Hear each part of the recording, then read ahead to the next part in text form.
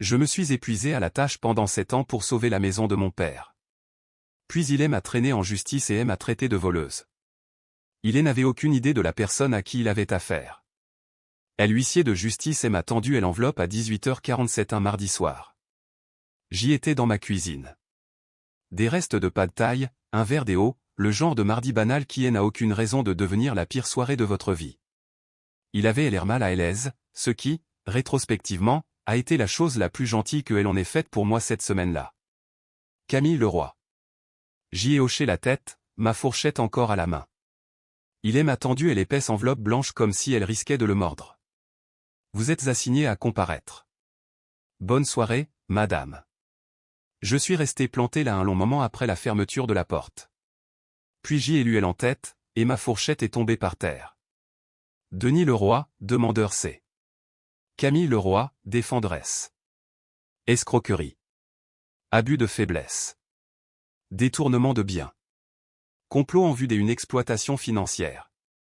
Mon père, l'homme dont je payais secrètement le prêt immobilier chaque mois depuis 7 ans, m'attaquait en justice pour 1,2 million d'euros. Il voulait ma maison. Ma maison, celle que je payais depuis avant même que l'encre de son dépôt de bilan ne soit sèche. J'y ai lu le document 3 fois.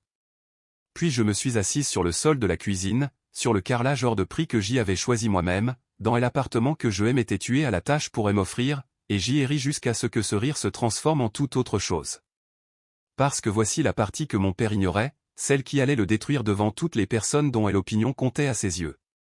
Je possédais déjà cette maison, depuis 3 ans. Il m'attaquait pour une propriété dont j'y étais légalement la propriétaire, acte notarié et registre de la publicité foncière à l'appui, et dans 13 jours, il allait la prendre dans une salle des audiences du tribunal judiciaire de Nanterre, bondée de 200 de ses plus proches confrères, qu'il avait personnellement invités pour me voir sombrer. Voici l'histoire de ce qui s'est passé quand il a obtenu exactement ce qu'il avait demandé. Je m'appelle Camille Leroy. J'y ai 32 ans et je suis experte comptable, major de ma promotion au diplôme des expertises comptables, DEC, si quelqu'un tient les comptes. Ce n'était certainement pas le cas de mon père. Pour Denis Leroy, j'y étais la fille qui préférait les tableurs Excel à l'acier, celle qui jouait avec des calculatrices, la petite note de bas de page polie à la fin de chaque phrase qui commençait par le prénom de mon frère, Étienne. Étienne développait des projets immobiliers commerciaux. Étienne avait des callosités sur les mains. Étienne comprenait ce qu'était le vrai travail. Moi? Je restais assise derrière un ordinateur toute la journée. Mon père avait bâti sa réputation pendant 30 ans en coulant des fondations à travers toute l'Île-de-France. Leroy Construction. Casque de chantier. Poignée de main ferme. Le genre des hommes qui croyaient encore que la parole donnée valait contrat, et que ce contrat se prouvait par la rudesse de vos mains. Ce n'était pas un mauvais homme, pas toujours, mais il avait une vision très arrêtée de ce à quoi ressemblait la réussite, et je n'entrais pas dans ce cadre. Sur les chantiers, quand les clients lui posaient des questions sur sa famille, il passait 20 minutes à parler du dernier contrat d'Étienne. Puis il ajoutait, « Oh, et ma fille Camille, elle travaille avec les chiffres. » L'ironie, que j'y ai gardé en moi comme carburant pendant environ 7 ans, c'était que je gérais des portefeuilles financiers valant plus que tout ce qu'il avait jamais construit réuni. Mais il n'avait pas besoin de le savoir, pas à l'époque. Ce qu'il ne savait pas non plus, ce qu'aucun des entre eux ne savait, c'est que j'y avais vu le désastre arriver bien avant qu'il ne frappe. Le projet des Aubervilliers. Un complexe immobilier mixte de 15 millions d'euros qui devait être son héritage, son nom sur un bâtiment, son avenir assuré. Au lieu de cela, ce projet a tout emporté. En mars 2018, son principal investisseur s'est retiré. 2 autres ont suivi dans les 6 semaines. Leroy Construction a été placé en redressement puis en liquidation judiciaire, et du jour au lendemain, 30 ans de réputation se sont transformés en une histoire tragique racontée autour d'un verre de cognac à la même table de poker où il était autrefois la vedette. Leur mariage n'y a pas survécu. Ma mère a demandé le divorce début 2019, a rangé 30 ans de sa vie dans 2 valises et a déménagé à Aix-en-Provence. Elle est partie avec la moitié de rien du tout et a laissé derrière elle la maison de Saint-Cloud, celle que mon grand-père avait construite de ses propres mains en 1962, celle où le lustre de ma grand-mère était toujours suspendu dans le hall, celle où les marques de crayon sur le cadre de la porte de la cuisine retraçaient la croissance des Étienne et la mienne, année après année, centimètre par centimètre. Cette maison avait un prêt immobilier, un gros prêt. Et quand la faillite a frappé, les calculs étaient désastreux. Des mensualités en ballon, une deuxième hypothèque, un taux variable qui avait augmenté exactement au pire moment. Sans intervention, la banque elle aurait saisi fin 2018. Personne des autres ne faisait ces calculs, alors je les ai faits. Et puis j'y ai pris une décision dont je n'ai jamais parlé à personne. 6 500 €. Tous les mois. C'est ce que coûte la prévention d'une saisie immobilière quand le crédit de votre père est ruiné, et que vous faites transiter les paiements par un compte joint inactif dont il a oublié l'existence, en envoyant les relevés à une boîte postale qu'il ne connaît pas, et en cumulant 3 emplois pour tout couvrir. Le jour, un poste des associés seniors dans un cabinet des audits de premier plan. Le soir, des contrats de consulting sous le nom de jeune fille de ma mère, c'est Moreau, pour Zénith Urbanisme et Sommet Ingénierie. Le week-end, de la comptabilité médico-légale pour des cabinets des avocats qui avaient besoin de quelqu'un capable de trouver les chiffres que des autres essayaient de cacher. 4 heures de sommeil, des barres protéinées, du café noir. Ce fut ma vie d'avril 2018 à mars 2025. 84 mois consécutifs. J'y ai raté des mariages. J'y ai annulé des rendez-vous amoureux, puis j'y ai cessé de prendre des rendez-vous qui valaient la peine d'être annulés. J'y ai passé le réveillon de Noël 2020 plongé dans un audit de fin d'année à 23 heures pendant que mes collègues publiaient des photos avec leur famille. Une nuit, ma collègue Sarah Dupont m'a trouvé effondré sur mon bureau à 3 heures du matin, mon ordinateur portable faisant encore tourner des projections Excel, mon café froid à côté de moi. Camille, a-t-elle dit en posant sa main sur mon épaule. Tu vas finir par faire un burn-out. Quoi que ce soit, j'y espère que ça en vaut la peine. Chaque fois que je franchissais la porte des entrées à Saint-Cloud et que je voyais le lustre de ma grand-mère, je me disais que oui. Chaque fois que je passais devant ces marques de crayon sur le cadre de la porte, je me disais que oui. J'y ai tout documenté. Chaque virement, chaque paiement, chaque relevé bancaire, classé et organisé chronologiquement dans un coffre-fort à l'agence BNP Paribas de l'avenue de l'Opéra. Je ne savais pas exactement à quoi je me préparais. Je savais juste que le silence autour de l'argent a tendance à devenir dangereux, et je voulais des preuves. Je n'avais aucune idée à quel point j'y avais raison. Léa Belmont est arrivée en 2022 comme un feu de forêt contrôlé. Elle a rencontré mon père lors d'un salon du bâtiment. 33 ans, une expérience dans l'immobilier, un diplôme des assistantes juridiques qu'elle maniait comme une arme, et juste assez de vocabulaire juridique pour faire passer des manœuvres dangereuses pour de simples procédures. Elle a fait en sorte que mon père de 58 ans se sente à nouveau intouchable. Ils se sont mariés 6 mois plus tard. Cérémonie à la mairie, je n'étais pas invité. Elle a dit au téléphone, ce ne sont que des formalités administratives, tu comprends, n'est-ce pas? Je comprenais parfaitement. J'y ai commencé à remarquer des choses, des petits détails au début. Mon père devenait sur la défensive quand je venais. Léa était toujours en train de, simplement ranger les dossiers de Denis, chaque fois que je la surprenais là où elle n'aurait pas dû être. Un après-midi, je suis entré dans son bureau et je l'ai trouvé le téléphone pointé sur des documents sur son bureau, et l'application appareil photo ouverte. Je catalogue juste tout ça, a-t-elle dit en affichant un sourire qui n'atteignait pas ses yeux. Derrière l'écran de son téléphone, j'y ai aperçu une estimation immobilière. 1,2 million d'euros. Ce soir-là, debout dans l'allée, j'y ai entendu sa voix par une fenêtre ouverte. Denis, cette maison vaut plus des 1 million d'euros, et ta fille ingrate tourne autour comme un vautour. Elle avait juste assez d'informations pour être convaincante, et juste assez d'ambition pour être dangereuse. Elle prépare ça depuis des années, ai-je entendu insister. Pourquoi une femme célibataire de son âge traînerait-elle encore dans les parages? Pas de relation, pas de vie à elle? Elle est obsédée. Et mon père, l'homme qui avait toujours préféré un récit simple à une vérité compliquée, elle a cru. Évidemment. 2 semaines plus tard, elle l'a poussé à faire estimer la maison. Puis elle a trouvé un avocat. Pas n'importe quel avocat. Victor Delorme, du cabinet Delorme et AMP, associé, connu dans tous les Hauts-de-Seine pour les litiges patrimoniaux à forts enjeux. Victor Delorme, dont le cabinet, je l'apprendrai plus tard, avait autrefois employé Léa Belmont, un détail qui aurait dû être divulgué au tribunal et qui ne l'a pas été. Le piège était tendu. Je ne le savais tout simplement pas encore. Le lendemain matin après avoir reçu l'assignation, j'y ai appelé ma mère à Aix-en-Provence. Elle a décroché à la 2e sonnerie. Je l'ai entendu halter avant même que je finisse d'expliquer.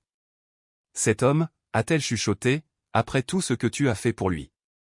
Il ne sait pas pour les paiements, maman. Alors dis-lui. Il a déjà déposé plainte. C'est public maintenant. 200 personnes vont le voir. Il y a eu un long silence, le genre de silence qui ne s'installe qu'entre deux personnes qui se connaissent si bien qu'elles s'entendent penser. Tu as tout gardé, n'est-ce pas, a-t-elle fini par dire. Sa voix était stable maintenant. Certaine. Chaque archive. Oui. Alors laisse-le se détruire tout seul. Appelle Antoine Mercier. Tu te souviens de lui. Le groupe de révision du diplôme de compta. Maintenant il est avocat plaidant. Il est très bon, Camille. Appelle-le. J'y ai raccroché et j'y ai fixé l'assignation. En bas, avec l'écriture de mon père, il y avait un mot, ne t'embarrasse pas davantage en luttant contre ça. J'y ai composé le numéro des Antoine Mercier à 21h43. Il a répondu immédiatement. Camille Leroy, à quoi dois-je cet honneur? Mon père me poursuit en justice. 3 secondes de silence. Je libère mon emploi du temps. Tu peux être à mon cabinet dans combien de temps? 2 heures plus tard, j'y étais assise en face des Antoine dans sa salle de réunion du 8e arrondissement de Paris, avec cette année de silence documentée étalée sur la table entre nous. Relevé bancaire, historique de virement, avis des impositions, reçu de paiement, une traçabilité complète remontant à avril 2018. Antoine a regardé tout cela pendant un long moment. Il a retourné un document, puis un autre. Son expression est passée de l'inquiétude à l'incrédulité, puis à quelque chose qui ressemblait presque à de la colère. Camille. Il a brandi un acte de propriété que j'y avais largement oublié. Cette session. Le 15 juin 2021. Je l'ai regardé. Ton père t'a cédé la maison. Acte signé. Notarié. Enregistré au service de la publicité foncière. Tu es la propriétaire pleine et entière de ce bien depuis 3 ans. J'y ai posé mon café. Il était ivre. Léa était partie après une dispute. Il est venu me voir. Il était terrifié à l'idée de tout perdre. Il pensait signer des documents de refinancement. Antoine a secoué la tête. Ça n'a aucune importance. C'est illégal. C'est notarié. C'est enregistré. Mon téléphone a vibré. Un message de ma mère. Envoyé à nous deux sur un coup de tête, comme elle le faisait parfois. Quoi qu'il arrive, je suis fier de toi. Antoine s'est adossé à sa chaise et je l'ai regardé assembler les pièces du puzzle dans son esprit. Ton père vient de t'attaquer en justice pour une maison que tu possèdes légalement depuis 3 ans. Il a organisé un public pour y assister. Il en a parlé publiquement. Il a fait une pause. Camille, ton père vient de signer son propre avis de décès professionnel. Je me suis penché en avant. Antoine, j'y ai besoin que tu sortes l'annuaire de la Fédération française du bâtiment. Il a mentionné à Noël qu'il invitait des gens. À l'expression des Antoine s'est affûtée. On parle de combien de personnes? Dès le lendemain matin, nous le savions. 2 bus affrétés par la Fédération. Plus de 200 participants confirmés. Une agence de relations publiques, l'agence Montaigne, avait été engagée. 3 journalistes accrédités. Mon père ne se contentait pas de me poursuivre en justice. Il montait un spectacle. Il avait publié un message sur le groupe de la Fédération. Amis et confrères, j'y ai besoin de votre soutien le 15 novembre au tribunal judiciaire de Nanterre. Ma propre fille essaie de me voler ma maison par la fraude. Venez voir ce qui se passe quand nous tenons tête aux milléniaux gâtés qui pensent mériter tout avoir sans rien gagner. Plus de 800 réactions, des centaines de commentaires, une brutalité inouïe. Puis Antoine a fait défiler jusqu'à un commentaire de Charles Vignal, PDG de Vignal Infrastructure, l'un de mes plus gros clients, sous le nom de C. Moreau. Il avait écrit, Denis, s'agit-il de cette même fille qui est experte comptable? Celle dont tu m'a dit qu'elle ne saurait même pas gérer un stand de limonade? Mon père avait répondu, c'est bien elle. La plus grande déception de ma vie. Elle n'a jamais eu un vrai travail. Maintenant elle veut ce que j'y ai passé 30 ans à construire. Antoine a posé son téléphone. Il n'a aucune idée que tu as sauvé Vignal de la faillite l'année dernière. Je travaille sous le nom de jeune fille de ma mère, ai-je dit. Je ne voulais pas que sa réputation soit associée à la mienne. Nous avons passé les 10 jours suivants à monter le dossier. Julien Martin, le directeur de compte senior de la BNP qui avait vu passer mes paiements pendant 7 ans à 2 ou 3 heures du matin, a accepté de témoigner. Diane Lemaire, vétéran avec 22 ans d'expérience au service de la publicité foncière, viendrait authentifier l'acte en personne. Et un par un, les PDG pour lesquels j'y avais travaillé, Vignal, Sommet Ingénierie, Zénith Urbanisme, ont soumis des déclarations puis ont choisi de comparaître en personne. Vignal rentre spécialement de Miami, a dit Antoine la veille de l'audience. Il n'apprécie pas du tout les accusations de ton père. Il veut être là. Je suis restée assise dans mon appartement ce soir-là, incapable de dormir. L'écran de mon ordinateur portable brillait. 3 emails sont arrivés après minuit. Charles Vignal, Camille, vous avez sauvé mon entreprise. Demain, tout le monde le saura. Sommet Ingénierie, votre audit a découvert 800 000 € de détournement interne. Nous vous devons tout. Zénith Urbanisme, votre stratégie fiscale nous a fait économiser 700 000 €. Nous sommes fiers d'être à vos côtés. Puis mon téléphone a sonné. Appel vidéo. Le visage de ma mère est apparu. Les yeux rouges. J'y ai pris un billet d'avion, a-t-elle dit. Je serai là à midi. Maman, tu n'es pas obligée. Si, je le suis. J'y aurais dû lui tenir tête il y a des années. Elle a fait une pause, reprenant ses esprits. Il y a quelque chose que tu dois savoir à propos de cette cession immobilière. Je me suis figé. J'y étais au téléphone avec lui ce soir-là, a-t-elle dit doucement. Il était ivre et il pleurait, et il a dit, au moins, Camille s'occupera des choses. Elle le fait toujours, même quand je ne le mérite pas. Le silence s'est étiré entre nous. Il savait exactement ce qu'il signait, a-t-elle murmuré. Il ne s'en souvient juste plus. J'y ai posé le téléphone et j'y ai regardé la clé de mon coffre-fort posée sur ma table de chevet. 7 ans, 84 paiements, 546 000 €, euro après euro, sacrifice après sacrifice, chaque virement eurodaté, documenté et classé dans un ordre parfait. Antoine m'a envoyé un SMS à minuit 15. Je ne peux pas dormir non plus. Souviens-toi, laisse-le parler en premier. Laisse-le dire à tout le monde à quel point tu es inutile. Chaque mot qu'il prononcera sera un clou de plus dans son propre cercueil. Ton silence au bon moment sera plus bruyant que tout ce que tu pourrais dire. Tribunal judiciaire de Nanterre, 15 novembre, 8h45. Les bus de la Fédération française du bâtiment étaient déjà garés devant l'entrée à mon arrivée, alignés comme s'ils attendaient un match de foot. Des hommes en chemise à carreaux et chaussures de sécurité affluaient vers l'entrée avec des gobelets de café expresso à la main. Des visages familiers de tous les barbecues et fêtes de fin des années où j'y avais passé des années à être poliment ignoré. C'est elle, a dit quelqu'un, sans même prendre la peine de baisser la voix. Celle qui lui vole sa maison. Mon père est arrivé à 8h55 dans une Mercedes noire, Léa à ses côtés dans un tailleur de créateur qui coûtait probablement plus cher que mon premier mois de loyer à Paris. 5 avocats du cabinet de l'Orme suivaient, chacun portant des porte-documents en cuir comme des armures. Il m'a vu sur les marches, et sa voix a porté à travers la foule. J'espère que tu es prête à t'excuser, Camille. Il n'est pas trop tard pour arrêter de t'humilier. Antoine est apparu à mes côtés. 3 journalistes viennent de commencer à écrire, a-t-il murmuré. Laisse-le faire son show. Ce que mon père n'a pas remarqué, parce qu'il courtisait la foule, serrait des mains, acceptant le chaleureux soutien des hommes qui croyaient à sa version, ce sont les 3 PDG assis tranquillement dans les rangées du fond. Il n'a pas remarqué Julien Martin de la banque BNP Paribas, qui révisait des documents avec une précision méticuleuse. Il n'a pas remarqué Diane Lemaire du service de la publicité foncière serrant un dossier scellé contre sa poitrine. Et il n'a définitivement pas remarqué les 15 femmes dispersées dans le public.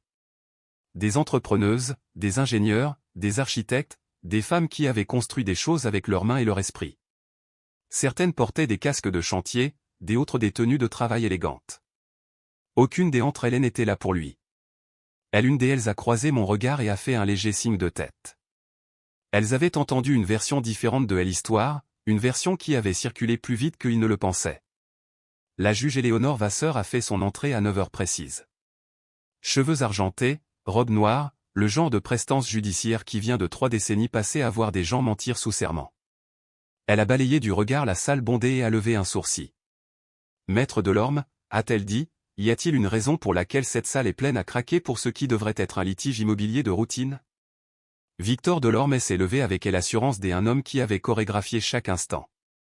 Madame la Présidente, étant donné la gravité des allégations, mon client a estimé qu'un soutien de sa communauté était approprié. Le ton de la juge a exprimé tout ce que ces mots ne disaient pas, procédé. La plaidoirie des ouvertures de Delorme était polie, répétée. Exploitation financière. Tromperie calculée. Un schéma de manipulation et s'étendant sur plusieurs années. Il aime à désigner un geste comme si j'y étais un spécimen. Aucun emploi vérifiable. Aucun actif indépendant. Vivant de manière parasitaire aux dépens d'un homme vulnérable. Le mot escroquerie a résonné lourdement dans le silence du tribunal, et je l'ai vu se propager dans le public. Antoine s'est levé pour dire exactement une phrase.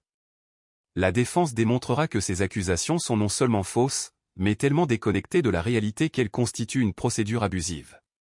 Nous avons des preuves documentaires qui modifieront fondamentalement tout ce que ce tribunal croit savoir sur cette affaire. Puis mon père est monté à la barre et a fait son numéro. Elle n'a jamais eu de vrai travail de sa vie, Madame la Présidente.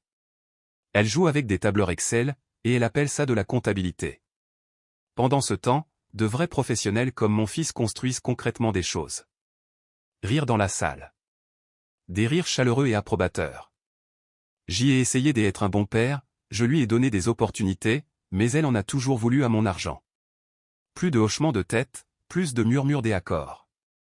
Il s'est tourné légèrement vers ses amis de poker, jaugeant la pièce comme un homme qui a toujours été le plus drôle à toutes les tables où il s'est assis. Je doute qu'elle sache même à quoi ressemble une mensualité de crédit, et encore moins comment calculer des intérêts. Antoine s'est penché vers moi. Sa voix n'était qu'un souffle. Ça fait déjà 3 chefs de parjure. Continue de compter. Puis Léa a pris la barre. Main manucurée. Voix soigneusement modulée. Juste assez des émotions pour paraître sincère. Jamais trop pour ne pas basculer dans le théâtre. Elle m'a décrite comme obsessionnelle. Instable. Elle avait trouvé des registres financiers cachés, a-t-elle dit. De grosses sommes d'argent transitant par des comptes compliqués. J'y ai travaillé comme assistante juridique, a-t-elle ajouté en baissant la voix sur un ton de confidence. Je reconnais le blanchiment d'argent quand j'y en vois. Le public a absorbé chaque mot. Elle a affirmé m'avoir entendu au téléphone dire que tout se passait selon le plan et qu'il n'avait aucune idée de ce qui elle attendait. Elle a dit qu'elle était sincèrement inquiète de ce dont je pouvais être capable. La juge Vasseur a interrompu immédiatement. Avez-vous des documents pour étayer ces affirmations? Léa a hésité. Eh bien, non, mais... Je vois. Vous pouvez disposer. Mais le mal était fait. La salle s'était retournée contre moi. Je pouvais le sentir comme une pression sur ma poitrine. Un des entrepreneurs s'est levé et a crié, croqueuse de diamants. Quelqu'un des autres, honte à vous. Léa s'est tamponné les yeux avec un mouchoir, performance impeccable. Même Charles Vignal me regardait dans un silence intense, essayant de concilier 2 versions différentes d'une même personne. Mon père s'est levé de sa chaise et s'est tourné vers son public comme un homme qui rend un verdict. Voilà ce qui arrive quand vous élevez un enfant pour y gâter, quelqu'un qui pense que le monde lui doit tout. Elle n'a jamais rien construit. Elle ne fait que prendre. La voix de la juge Vasseur a fendu l'air de la pièce. Mademoiselle Leroy, votre avocat peut y aller. Antoine s'est levé, lentement, une simple chemise cartonnée à la main. Il a laissé le silence s'installer pendant exactement 3 secondes. Madame la Présidente, la défense appelle la défenderesse à la barre. 200 paires des yeux m'ont suivi jusqu'à la barre des témoins. La pièce était empreinte de ce silence si particulier qui précède l'irréversible. J'y ai posé ma main, non pas sur une Bible, mais sur le rebord de la barre. Cette année pesait sur moi en même temps. Mademoiselle Leroy, a dit Antoine, d'une voix posée et sans précipitation. Avez-vous quelque chose à présenter au tribunal? Oui, Madame la Présidente. J'y ai ouvert ma mallette. Je souhaite soumettre la pièce à, j'y ai brandi le document. Il s'agit d'une copie certifiée conforme d'un acte de cession du service de la publicité foncière, daté du 15 juin 2021. Il transfère la pleine et entière propriété du bien immobilier de Saint-Cloud de Denis Leroy à Camille Leroy. Le silence était absolu.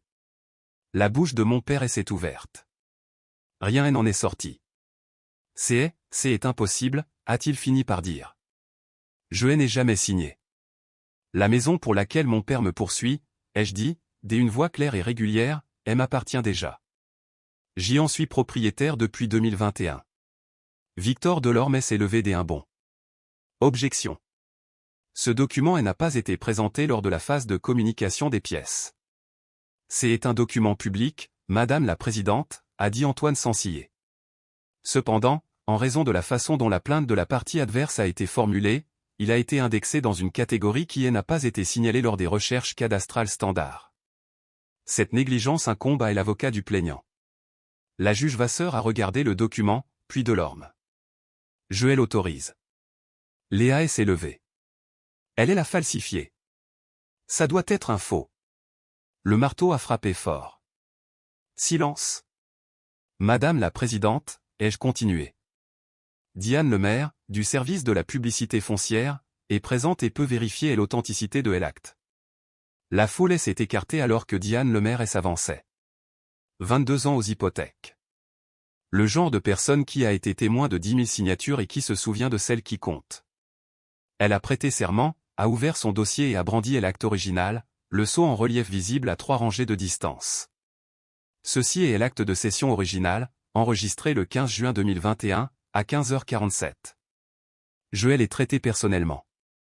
Elle a montré la ligne de signature de Monsieur Denis Leroy, authentifiée par Maître Jennifer Laurent, notaire. Impossible, a dit mon père, la voix éteinte. Je ne ferai jamais. Je ne ferai jamais ça. Diane n'a pas haussé la voix. Elle n'en a jamais eu besoin. Monsieur Leroy, vous sembliez bouleversé, mais vous avez déclaré à plusieurs reprises que vous compreniez le document et que vous souhaitiez procéder. Vous avez dit que votre fille était la seule personne qui se souciait vraiment de vous et que vous vouliez réparer vos erreurs. Une onde de choc a traversé la salle. Les journalistes prenaient des notes frénétiquement. Les gens se tournaient les uns vers les autres.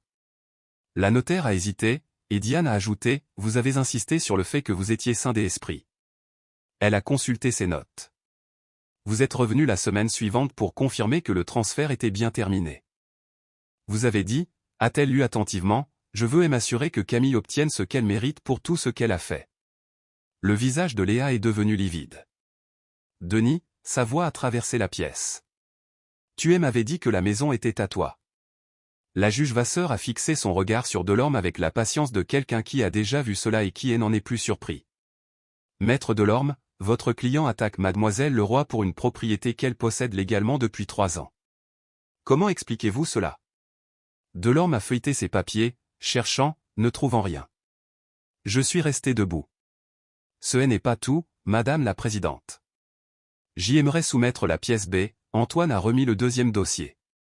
84 paiements hypothécaires consécutifs, tous effectués depuis les comptes personnels de la défenderesse. Madame la Présidente, Julien Martin de la BNP Paribas est ici pour le vérifier. Les yeux de mon père se sont posés sur Julien Martin, qui marchait déjà vers la barre. Il avait perdu toutes ses couleurs. Non, a dit mon père, à peine audible. Ce n'est pas, elle n'aurait pas pu.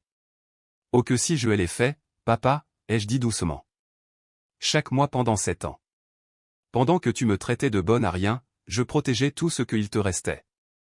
Julien Martin s'est installé à la barre des témoins avec le sang-froid de quelqu'un qui a passé sa carrière entouré de gros chiffres et qui a cessé d'en être impressionné. Il a ouvert son dossier avec une précision méticuleuse. Dès avril 2018 à mars 2025, très exactement 84 paiements consécutifs de 6 500 € ont été effectués pour le prêt de la propriété de Saint-Cloud. Il a tourné une page. Chaque paiement provenait de comptes appartenant à Camille Leroy. Montant total payé, 546 000 €. Sans ces paiements, la propriété aurait fait l'objet d'une procédure de saisie dès octobre 2018. La salle était devenue complètement silencieuse. Et les contributions de Monsieur Leroy pendant cette même période? Julien n'a pas hésité. Pas un seul paiement. Monsieur Leroy n'a maintenu aucun compte actif dans notre établissement depuis son dépôt de bilan. Une chaise a raclé bruyamment sur le sol dans le public. L'un des entrepreneurs s'est levé, la voix écorchée. Denis, tu nous avais dit qu'elle te ruinait. Tu as dit qu'elle te saignait à blanc. La juge Vasseur a levé son marteau. Mais le barrage avait cédé. Mademoiselle Leroy a effectué ses paiements tout en travaillant des heures extrêmes, a poursuivi Julien. Nos registres montrent des virements à 2h, 3h du matin, souvent quelques minutes après l'encaissement de ses revenus directs. Elle n'a jamais manqué un seul paiement, même lorsque cela vidait presque entièrement ses comptes. Il a tourné une autre page. En décembre 2019, elle a payé 27 500 € pour stopper une saisie lorsqu'un paiement en ballon est arrivé à échéance. Elle a liquidé l'intégralité de son plan d'épargne retraite, s'exposant à des importantes pénalités fiscales. Quelque part derrière moi, un son, faible, brisé. Je n'ai pas regardé. Je savais que c'était ma mère, qui s'était glissée à l'intérieur pendant le témoignage et qui était assise au dernier rang. La voix de mon père est sortie, se contenant à peine. Mais pourquoi ne m'a-t-elle rien dit? Je l'ai regardé directement pour la première fois. Parce que tu aurais refusé, ai-je dit. Ta fierté aurait préféré la saisie à l'acceptation de l'aide de la fille qui t'est tant déçue. Alors j'y ai fait ce que j'y ai toujours fait. Une pause. J'y ai tout réparé en silence pendant que tu en prenais le crédit. Antoine a appelé le témoin suivant. Charles Vignal s'est levé de son siège dans le public, et l'atmosphère a basculé au moment où les gens l'ont reconnu, l'un des plus grands noms du BTP français, un homme avec qui mon père essayait de décrocher un contrat depuis 5 ans. Après avoir prêté serment, Vignal a regardé la salle, puis délibérément mon père. L'année dernière, Camille Leroy a sauvé mon entreprise de la faillite. Elle a découvert 1,1 million d'euros de détournement de fonds internes que toute notre équipe comptable avait manqué. Elle a reconstitué 5 années des archives financières presque à partir de zéro. Il a fait une pause. Elle a sauvé 58 emplois, dont celui de mon fils. Il a regardé l'assistance. Elle l'a fait sous le nom de ses moraux parce qu'elle ne voulait pas qu'il y ait le moindre lien avec la réputation de son père qui puisse influencer son travail. Une autre pause. Elle a refusé toute reconnaissance publique. Elle voulait juste résoudre le problème. La stupéfaction a enflammé la salle, les visages changeaient, on voyait presque les gens refaire les calculs dans leur tête. Damien Rousseau, PDG de Sommet Ingénierie, a pris la barre ensuite. Mademoiselle Leroy a repensé toute notre infrastructure financière, nous a fait économiser plus de 900 000 € rien qu'au cours de la première année. Nous lui avons offert 250 000 € par an pour nous rejoindre à plein temps. Il m'a regardé. Elle a refusé, disant qu'elle avait des obligations familiales. Puis Léna Girard, PDG de Zénith Urbanisme. Calme et précise. Camille Leroy gagne plus de 320 000 € par an rien qu'en honoraires de consulting. Cela n'inclut pas son salaire fixe. Elle est l'une des expertes comptables judiciaires les plus prisées du pays. Elle s'est tournée vers le public. Et un nombre significatif des entrepreneurs assis dans cette salle ont bénéficié de son travail, qu'ils le sachent ou non. La reconnaissance s'est propagée comme un feu de paille. Attendez, c'est Moreau? C'était-elle? Elle a géré mon audit l'année dernière. Elle m'a sauvé un redressement du fisc. Je n'en avais aucune idée. Mon père avait pris la couleur du vieux béton. Léa lui agrippait le bras, lui chuchotant de façon pressante de partir. Il ne bougeait pas. Il fixait simplement la table des pièces à conviction comme un homme qui a ouvert une porte en s'attendant à trouver un placard et qui a trouvé un océan. La juge Vasseur a regardé de haut avec l'immobilité mesurée de quelqu'un qui a cessé d'être surpris par la médiocrité humaine. Monsieur Leroy, soutenez-vous toujours que votre fille n'a jamais eu de vrai travail? Le son qu'il a émis n'était pas un mot. C'était le son d'un homme voyant tout ce qu'il croyait de lui-même et s'effondrer en temps réel, devant les personnes exactes qu'il voulait le plus impressionner. Victor Delorme s'est levé d'un bond. Madame la Présidente, nous demandons une suspension des audiences. Asseyez-vous, maître Delorme, a dit la juge. Votre client a invité un public pour assister à l'humiliation de sa fille. Ils peuvent rester pour assister à la vérité. Léa se dirigeait déjà vers elle allée. Vous allez rester assise, Madame Leroy, a ordonné la juge. Des téléphones sortaient. Un, puis une douzaine.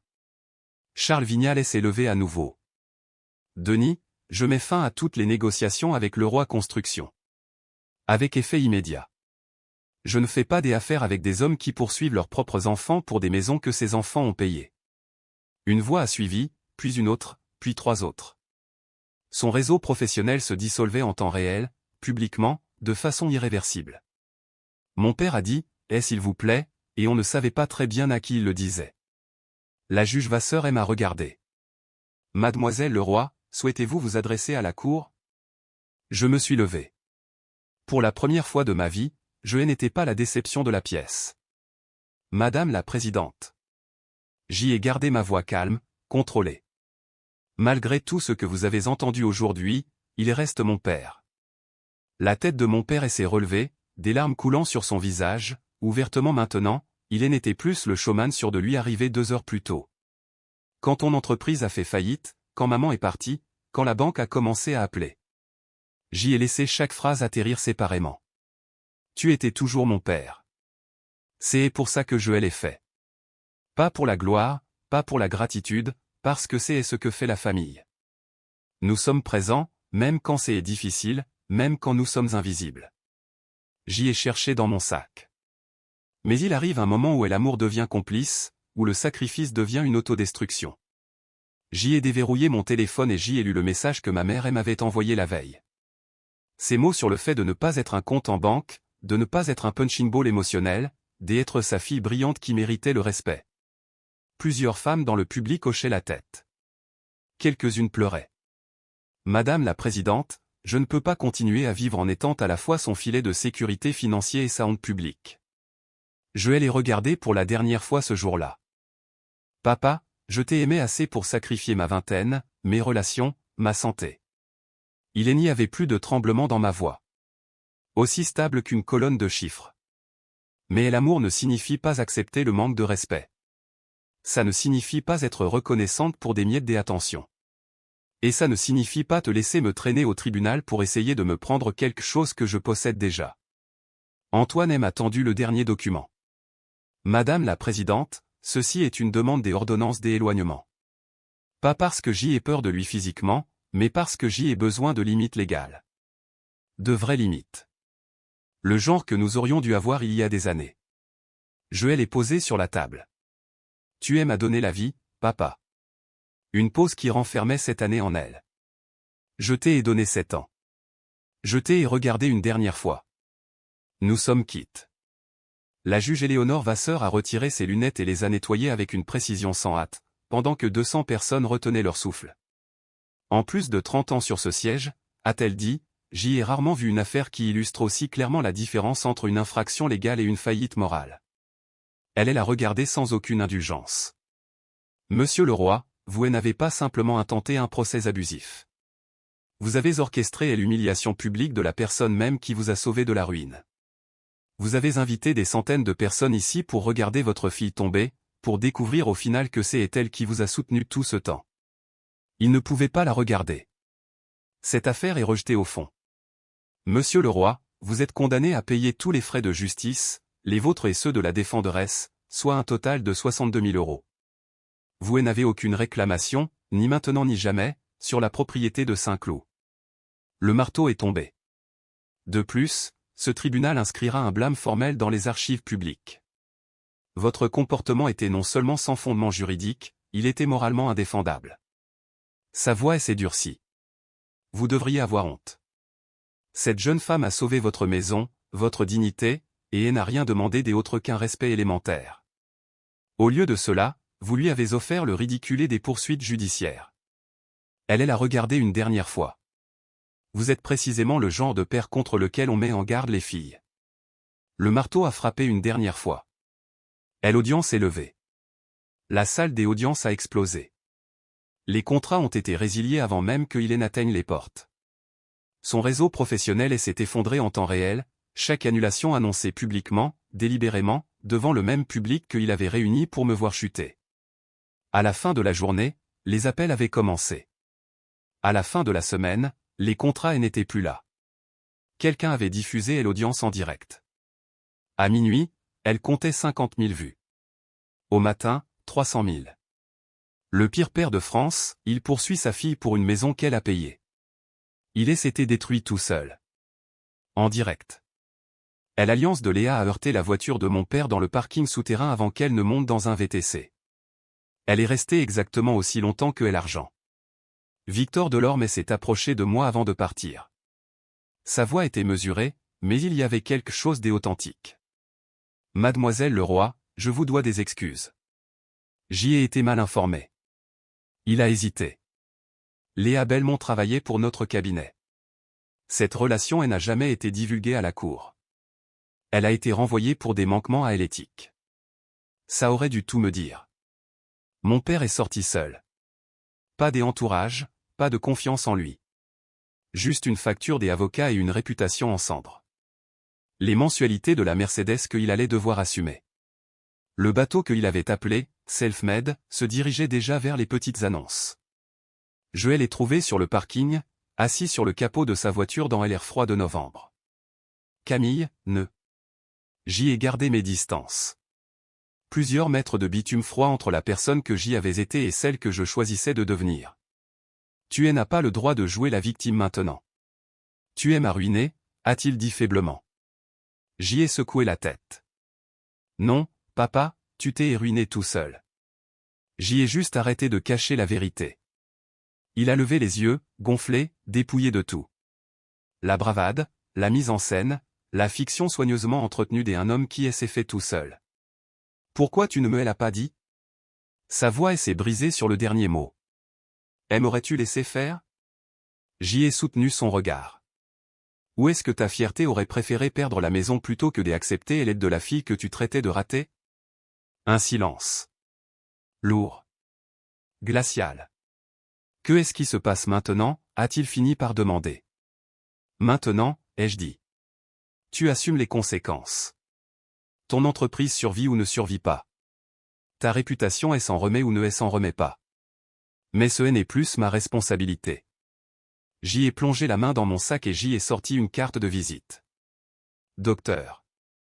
Patricia Pelletier, psychiatre. Elle est spécialisée dans les schémas de personnalité narcissique et les traumatismes familiaux. Tu vas avoir besoin d'aide pour comprendre pourquoi tu as fait ça. Je lui ai tendu la carte jusqu'à ce qu'il la prenne de ses doigts tremblants. Et si tu y vas, si tu fais vraiment ce travail sur toi-même, alors peut-être qu'un jour nous pourrons avoir une conversation qui ne se termine pas par une humiliation pour moi. J'y ai fait une pause. Mais ce n'est pas pour aujourd'hui. J'y ai pris une grande inspiration. L'air pur et froid de la fin novembre portait l'odeur des feuilles mortes et quelque chose qui ressemblait à l'avenir. La maison est à moi. Légalement, moralement, pratiquement. Il avait l'air de vouloir argumenter mais ne trouvait aucun argument. Tu peux louer la dépendance, ai-je ajouté. 500 € par mois, en dessous du prix du marché. J'y ai croisé son regard. Parce que malgré tout, je ne suis pas cruel. Mais il y aura un bail, des règles et des conséquences. Il m'a dévisagé. Je suis désolé, a-t-il murmuré. J'y ai secoué lentement la tête.